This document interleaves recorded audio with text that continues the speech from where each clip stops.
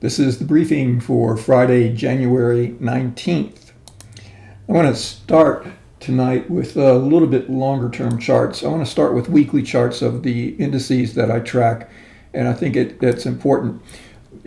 First thing to notice here, this is a weekly chart of the spiders, and you can see the rotational pattern that the stock or the market has been in, going all the way back to, this is going all the way back to November of 2020. This is the all-time high. This was January of 2022. And then, of course, we spent 2 years of rotating down, testing this lower extreme in the 347 area, and then rotating all the way back up to test the 480 area, which is the approximate high of the all-time highs. Now, in today's trading, or this week I should say, and then in today's trading, finally, we did trade slightly above this 480 area, which basically suggests that the market, at least in terms of price development, wants to break out and move to even higher all-time highs. The problem with this is, based even on a weekly basis, you can see that volume in the spiders is falling off. Look at the divergence in breadth. If you follow the crosshairs here, as I move the arrow down over what is happening with breadth, you can see that there is a huge divergence in market breadth, meaning that the number of shares trading higher as opposed to lower is declining as price goes higher, not increasing. Now, keep this in mind. I'm going to switch to the Qs because I think this is pertinent as well. So you can see the rotational pattern. This happens to be November of 2021. And then, of course, you can see the rotational pattern that occurred here as well. And the Qs have now broken out into all-time highs.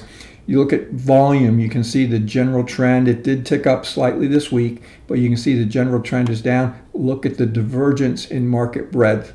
Now, there are, I think, about 2,500 shares trading on the NASDAQ right now. Only 949 shares at the end of the day today were trading higher as opposed to lower. That's just that's less than 30% of the stocks were trading higher as opposed to lower. And the same thing with the S&P. There's 500 stocks, so only 239 were trading higher as opposed to lower. So less than half of the stocks were trading higher as opposed to lower in the S&P 500. Now, going to the Russell, and the Russell I think is pertinent. If you look at this high here, this high is November of 2021, and it actually was a few days prior to the high in the NASDAQ. But you can see that the Russell has been declining and then spent quite some time from 2022, June of 2022, all the way up until the December of 2023, where it has started a decline and traded below 190, now trading back above and closing above the 190 area. I had a conversation with somebody this week, and we're talking about the weak internals that are occurring in the market, even though the market, in terms of price development, appeared that it wanted to go higher and break out to new highs. And I also said that I watched the Russell pretty carefully, because a lot of times the Russell will give an indication of a move to the downside or to the upside prior to the other indices. And it's the small to mid caps, and typically there's a little more speculation there. So when the speculators decide that their market top might be in, they're going to get out first, and then, of course, if they feel a market bottom is in, they're going to start accumulating the smaller to mid-cap stocks typically. And you can see what's happened here with volume. Volume has fallen off even as we saw this move to the downside, and breadth in the Russell is diverging pretty dramatically as well. In fact, if you look at this high right here that occurred on December 29th, look at where market breadth was. It was pretty negative in terms of the overall market itself. I want to go back to the spiders, and I want to change the time frame.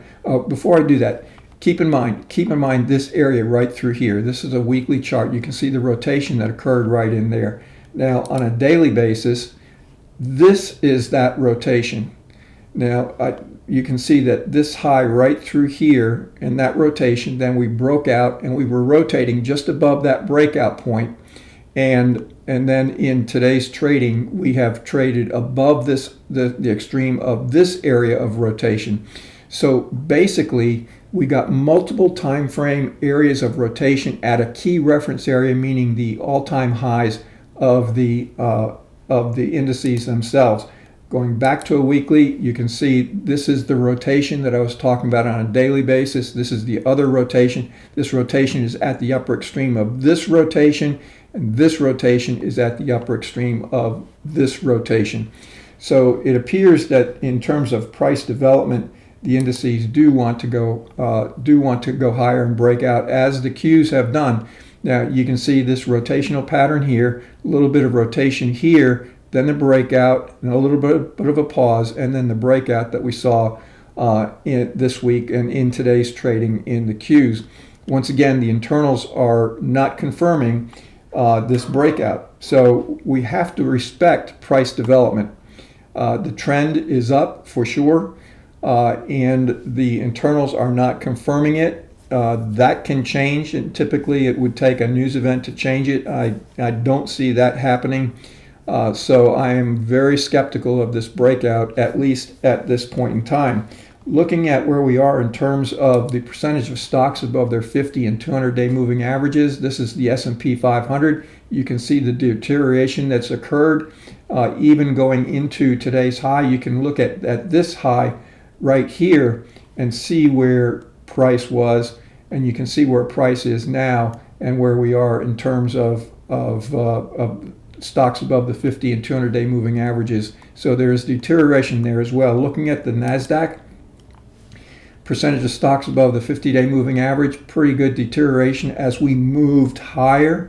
Same thing with the 200-day moving average. Same thing as we moved higher, the divergence that occurs there. And the Russell, you can see the Russell has had the most deterioration of the other indices, and price is not confirming and not following along with the other indices. So basically we have intermarket divergences, and we have internal divergences that are just very, very concerning to me on this breakout. Once again, we have to respect price development. The trend is up, but certainly the trend from an internal perspective is very weak, at least at this point in time. Have a great weekend, and I will pick this back up for subscribers on Monday.